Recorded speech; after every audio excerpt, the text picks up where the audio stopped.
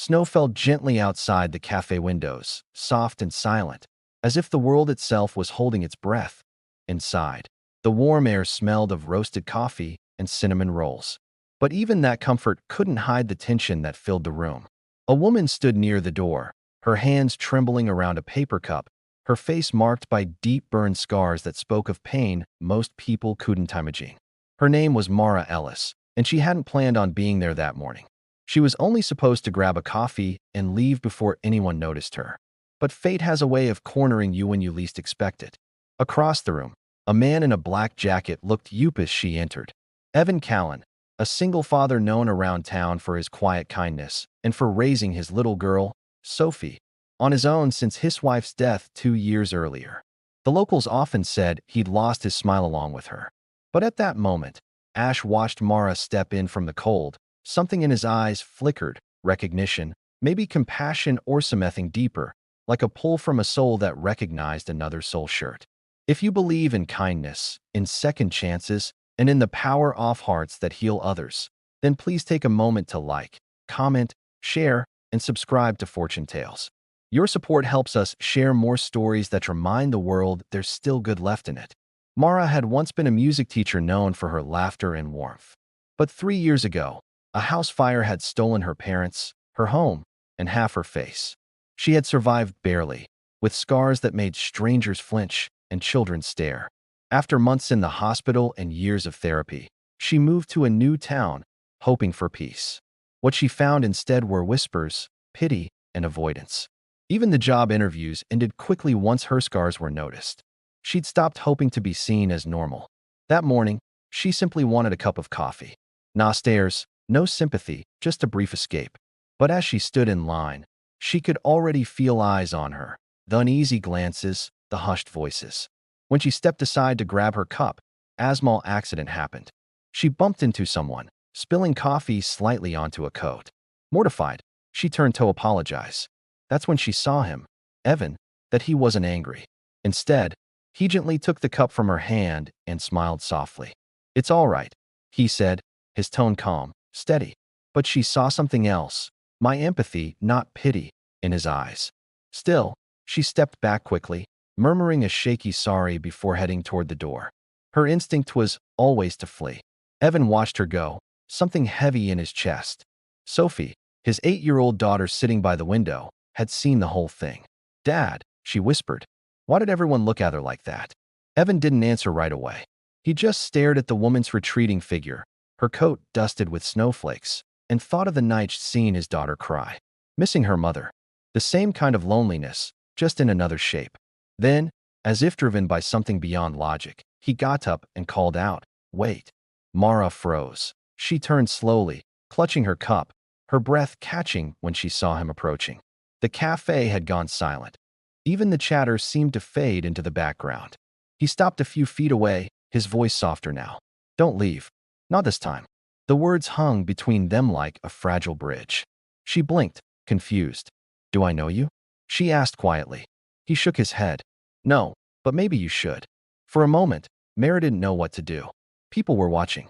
She could feel the sting of her judgment like cold needles against her skin. But when she saw Sophie smiling gently from her seat, something inside her softened. Against all her instincts, she stayed. Evan invited her to sit, offering to buy her a fresh coffee. Hesitant, she agreed, though her heart pounded wildly. It had been so long since anyone had treated her like a person and not a tragedy. As they sat down, Evan asked about her name, her history, what brought her to town. She hesitated, but his voice was patient, never pushing.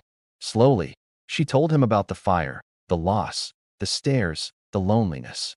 She expected him to look away halfway through. He didn't. He just listened, eyes steady and kind. When she finally looked up, tears blurred her vision. "People don't usually stay when I talk about it," she said. "I'm not most people," he replied simply at that.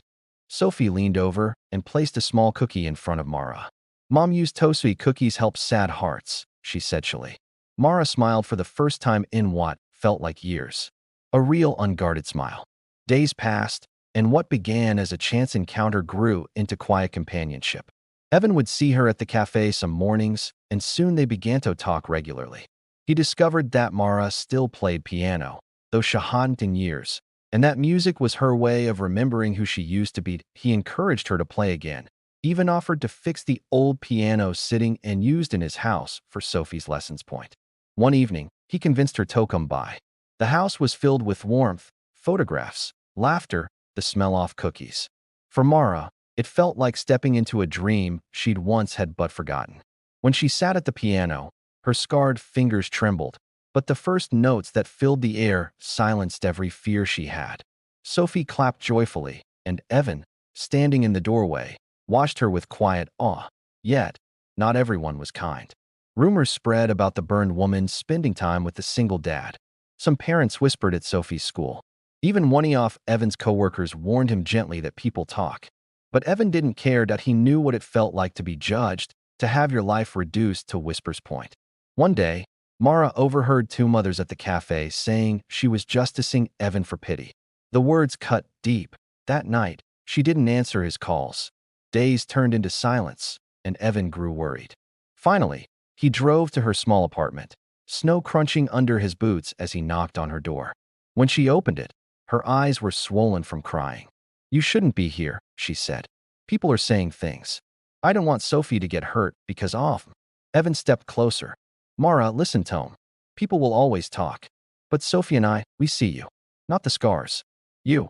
Her tears spilled over. "You don't know what it's like to have people stare at you like you're broken." He reached out then, taking her hand gently. The same hand that bore faint burns. "You're not broken," he said softly. "You survived, and that makes you stronger than Anyunuhos ever judged you." In that moment, something shifted. The wall she had built around herself began to crumble. She let him hold her hand.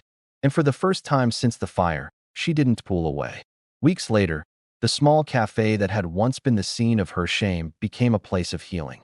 With Evan and Sophie's encouragement, Mara agreed to play piano for a local charity event, a performance to raise funds for burn victims. The night of the event, the cafe was packed. The same people who once whispered now gathered in admiration. When she began to play, her music spoke more than words ever could. It told a story of pain, courage, and hope. As the last note faded, silence filled the room, followed by a wave of applause that made her heart swell. Evan stood beside her, his hand still wrapped around hers. "See," he whispered. "They see you now, the real you." And for the first time, she believed him. If this story touched your heart, please like, share, and subscribe to Fortune Tales. And remember, kindness can change lives in ways you may never see. Before we end, we'd love to hear from you. Comment below with these words. "If you believe in the power of compassion, I stand with kindness." Because sometimes all it takes to heal someone's scars, seen or unseen, is the courage to hold their hand and not let